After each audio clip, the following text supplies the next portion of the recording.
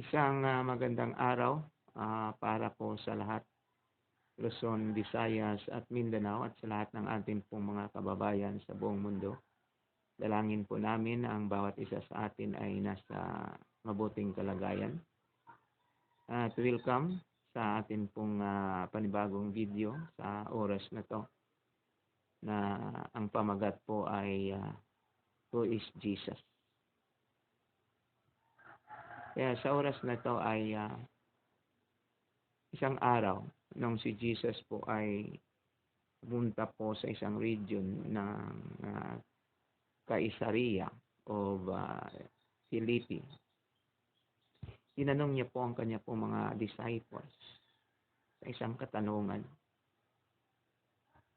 na who do people say the Son of Man is? At ang iba po ay sumagot.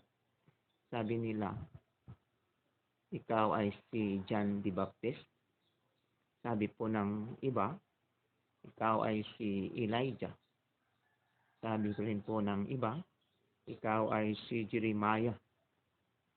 At yung iba pa rin, sabi nila, ikaw po ay isa sa mga propita.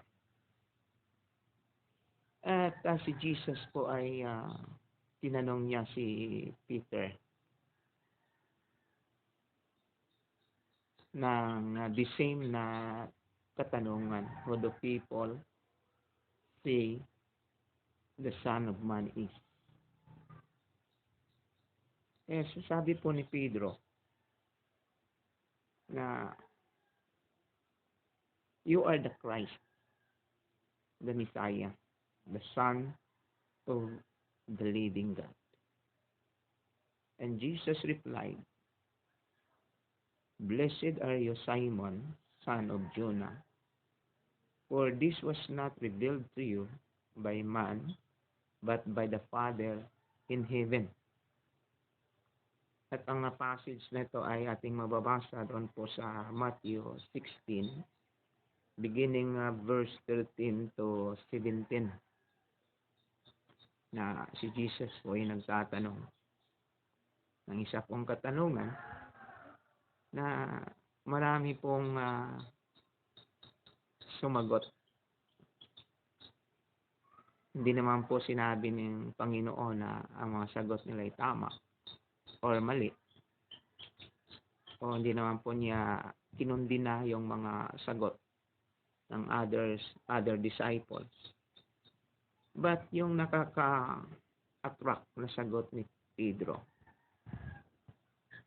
ayun po'y kinumind ng Panginoon. At siya po'y nagsabi na, blessed are you, Simon, son of Jonah. Dahil ito po'y napahayag sa iyo, hindi sa pamamagitan ng tao, kundi sa pamamagitan ng aking Ama na sumasalangit. At si Pedro po ay nakakuha ng highest point among the disciples or the people na sumagot sa tanong na yun, who is Jesus?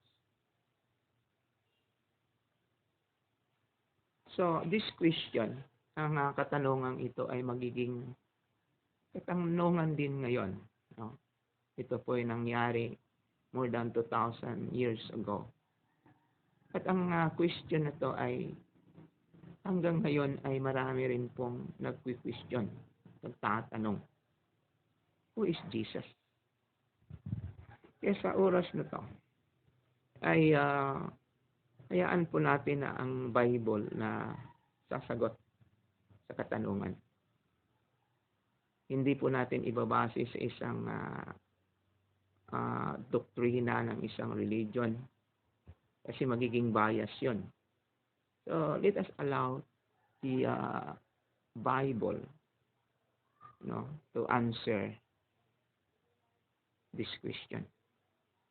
Dahil importante po yung mayroon po tayong right understanding of who is Jesus. Importante po yon. Yung right na pagkakakilala, yung tamang pagkakakilala natin patungkol sa Kanya. No? Yung ating pananampalataya ay nakabase roon sa ating pagkakakilala sa Kanya. Kung mali yung ating pagkakakilala sa Kanya, so therefore yung ating pananampalataya ay magiging mali din. So lahat na ito ay atin pong isong synchronize doon po sa Bible. Kaya hindi tayo gagamit ng religious doctrine or anything, yung sabi-sabi ng tao, kundi gagamitin po natin dito ay yung Bible. Okay, umpisa tayo, no? Sabi rito, in John chapter 1, beginning verse 1 to 5. Kung babasahin po natin to in John chapter 1, beginning 1 to 5, ito po ang ating masasabi o atin pong mababasa. In the beginning was the Word, and the Word was with God, and the Word was God.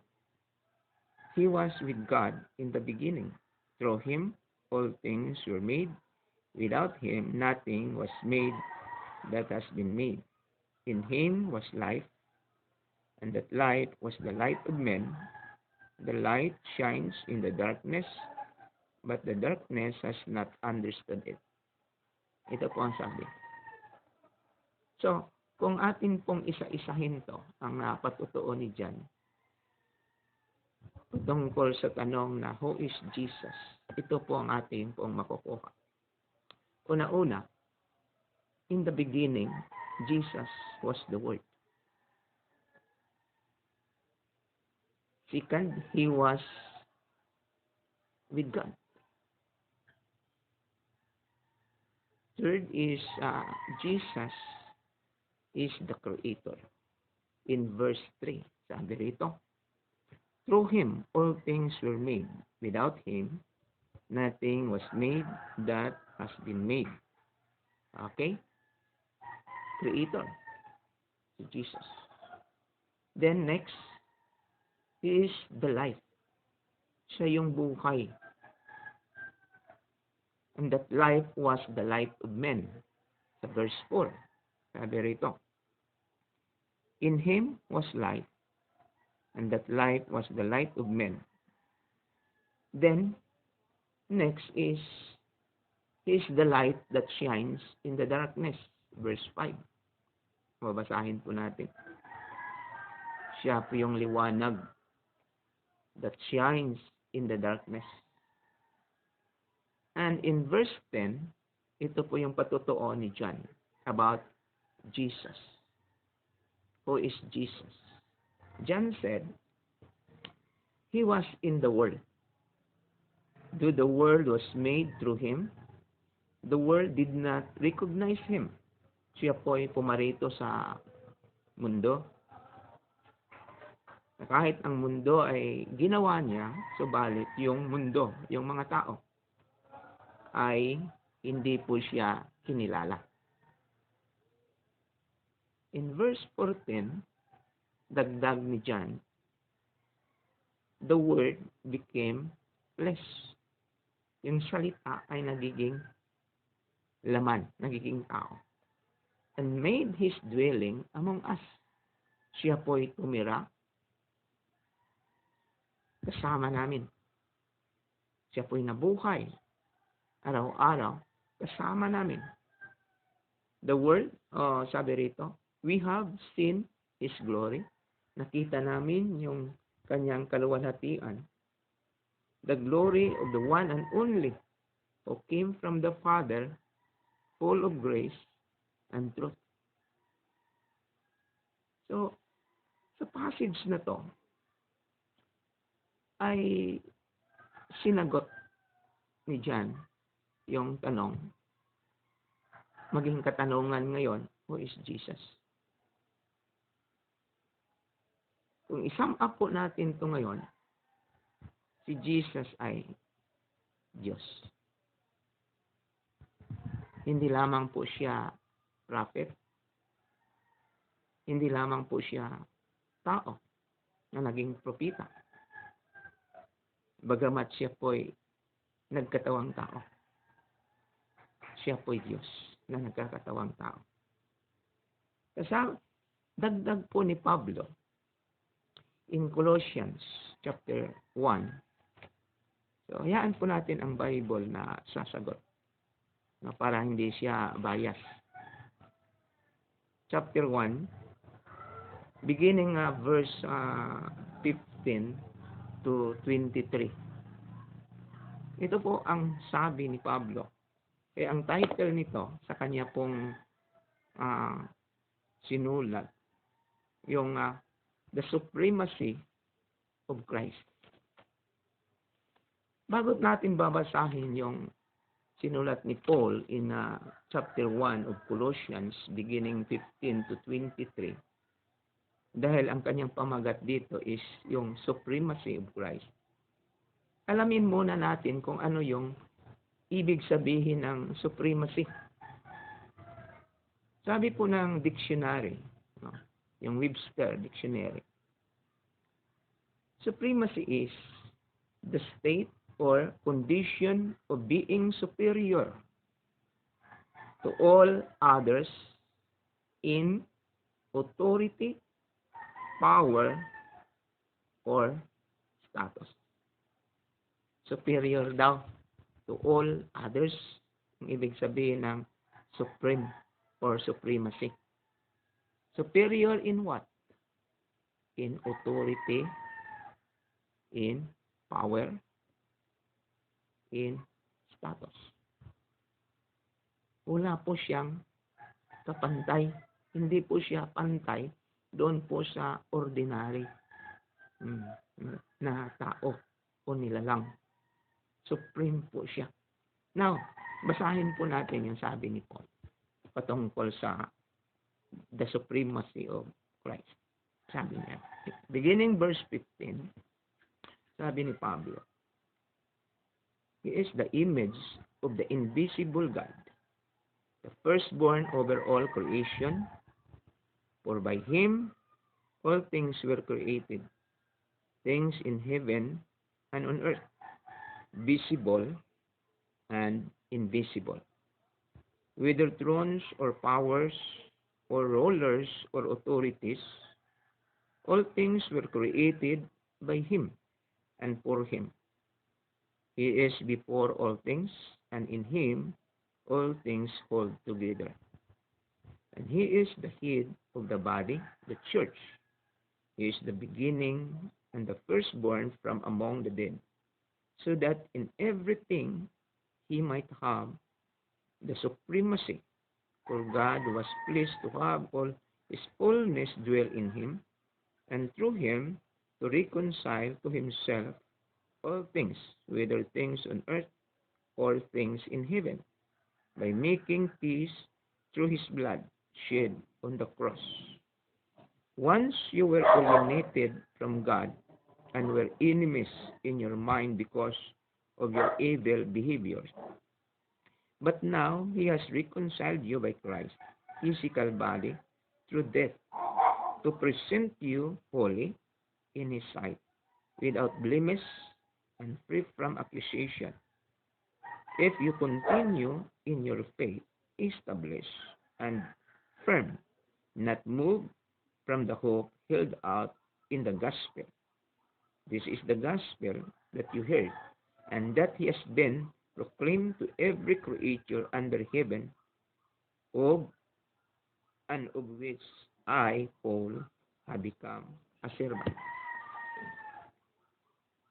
Pinaliwanag ni Pablo, no? At maliwanag po rito bakit siya naging supreme. He is the creator of all things. Kung propeta lang kakagawa ka kaya ng kung tao lang makakagawa ka kaya ng lahat ng bagay. Hindi nga tayo makakagawa ng isang tanim. Siguro magagawa ng tao, ang manufacture ang tao ng vehicle. Pwede yun. Gagawa siya ng sasakyan, bahay. But yung existence ng karagatan, ng kalawakan, yung paglalagay ng hangin, yung division from day to evening, yung sunrise to sunset. Kung walang Diyos na nag-orchestrate doon, at walang Panginoon na so wise na created this thing, ay wala pong magagawa.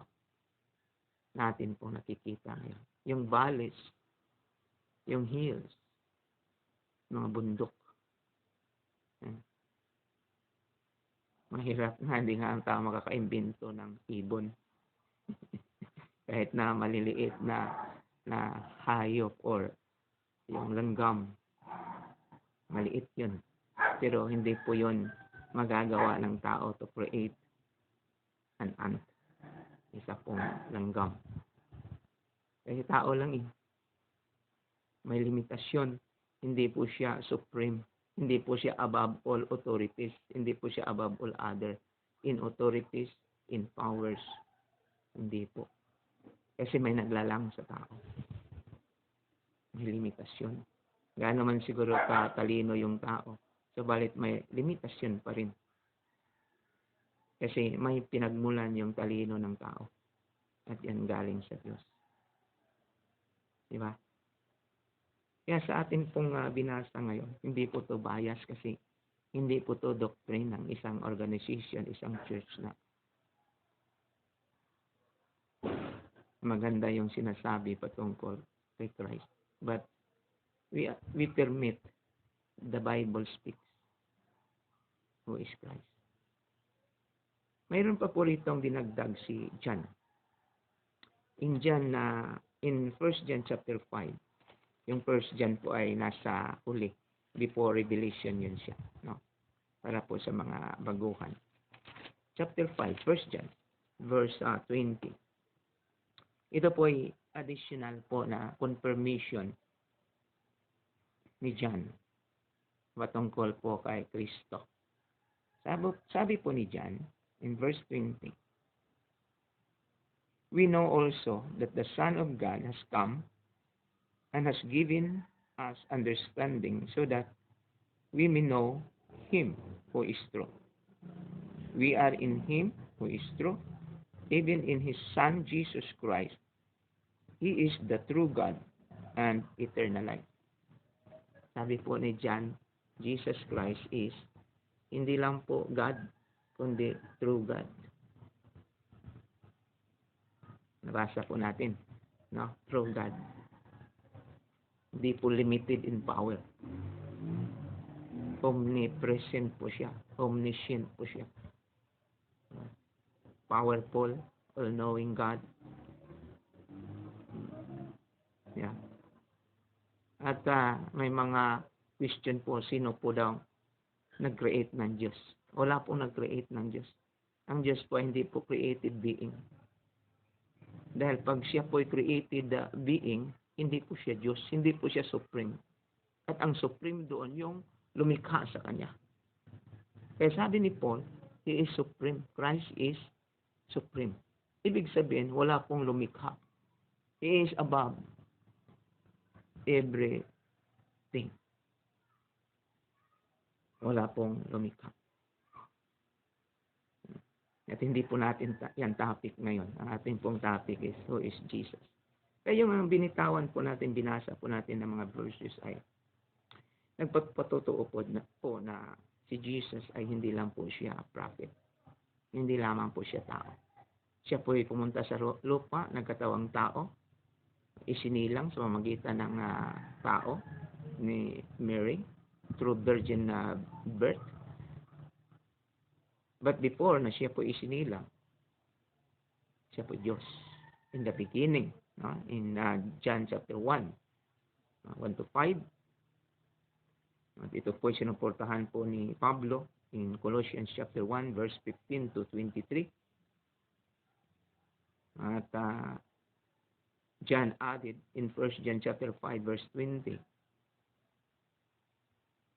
Napaka importante yung totoong kaalaman ng tao patungkol kay Kristo. Dahil dito po nababase ang kaligtasan ng tao. Kasi sabi roon in John 3:16 na for God so loved the world. Very common na verse. Ang basihan dito ay hindi po membership ng church in order for you and me, for us to be saved, pumaligtas at magkaroon ng buhay na walang hanggan. But sabi po in John 3:16 na through faith, no, sa pamamagitan po ng pananampalataya natin sa the only one Son of God. Whosoever believes in Him shall not perish but have everlasting life or eternal life. Pumunta ang anak ng Diyos sa mundong ito upang hindi hatulan ang mundo, kundi iligtas ang mundo through Him. Kaya sabi rito, the following verse, whosoever believes in Him is not condemned. Hindi po mahahatulan. So, paano ka mananampalataya ng totoong pananampalataya sa Kanya kung hindi mo alam ang katotohanan ito? Na sino tong tagapagligtas na to? Kaya mahalaga po yung truth. Kaya sabi po ni John in chapter 1 verse 29, sabi niya na isang araw na si Jesus po ay papalapit sa kanya. Sinabi niya sa mga tao, behold, tingnan niyo, sabi niya, the Lamb of God who takes away the sin of the world. Sabi niya rito, this is the one I meant when I said, a man who comes after me has surpassed me because he was before me. Yung kanyang itinuro yung mga tao. So, tingnan nyo, yung kordero ng Diyos na nag-alis ng kasalanan ng buong mundo. Paano kung hindi ka nanampalataya sa Kanya? Paano kung mali yung pagkakilala mo sa Kanya? Paano ka? Dahil sa pamagitan niya, siya yung susi ng langit. Hindi po religion, hindi po membership, hindi po paramihan ng membro. Huwag po ka tayong ma-impress or ma-attract ng daming membro sa church at tayo po mag-conclude na ito po totoong church. Hindi po. Kasi maraming mga tao na nasa church ay wala sa Panginoong Hesus. Obligation lang yun as a religion lang yun. But ang katotohanan, yung kanilang faith, pananampalataya sa Diyos ay faith. Kaya mahalaga po yung totoong pagkakilala natin sa ating pong tagapagligtas. Sabi nga po ni Jesus, I am the way. Siya po yung daan, the truth, and the life. Walang makakapunta sa aking Ama, kundi dadaan sa Kanya. Paano ka dadaan sa Kanya na hindi mo siya kilala? Minsan, tinuturo pa ng mga ngaral na mali. Tapos doon ka sumusunod. Hindi ka makakarating doon sa lugar na Kanya pong inihanda na para lamang sa mga taong kumilala sa Kanya. Kaya mga kaibigan, panahon na po na tayo po ay magbasa ng salita ng Diyos. Siya po ay Diyos, siya po ay Panginoon, siya po ay nagkatawang tao, pumarito sa lupa. At siya po ay tagapagligtas. Kailangan mo siya. Sino magliligtas sa tao? Kung ang tao ay hindi na maniniwala kay Kristo. Sino yung magsisave sa tao? Sino yung mag-aalis ng kasalanan? The Bible said, He is the Lamb of God who takes away the sins of the world. My sin, your sin, and our sin. Only Jesus can do that. Only Jesus can forgive us. And you need Him now. Huwag niyo pong patagalin. Baka wala na pong bukas. Wala na pong oras na kilalanin siya. Papapasukin siya sa ating puso. Do it now. Sabihin niyo po, Jesus, patawad po sa ating pong mga kasalanan. Sa isip, gawa, at sa salita. Binubuksan ko po ang aking puso. Pumasok ka. bilang aking Panginoon, tagapagligtas ng aking buhay. Salamat po, Panginoong Hesus, sa pagkakataon na ito. In Jesus' name. Amen. At yun po ang atin pong topic ngayon. Kuya Dodge Dogel po inyong kasama at marami pa po tayong i-upload ng mga bagong video. Salamat po sa mga nag-subscribe, sa mga nag-watch, nanonood sa video ito. Disclaimer lang, kung hindi nyo po type ang video ito, pwede nyo pong i-skip. At kung ito po inisip nyo na makakatulong spiritually, physically, kasi holistic itong approach natin sa channel na to, pwede nyo i-like, pwede nyo i-share, pwede nyo mag-subscribe po kayo upang or i-click nyo po yung notification din upang sa ating po mga bagong videos na i-upload ay maging updated po kayo. Bye-bye. God bless.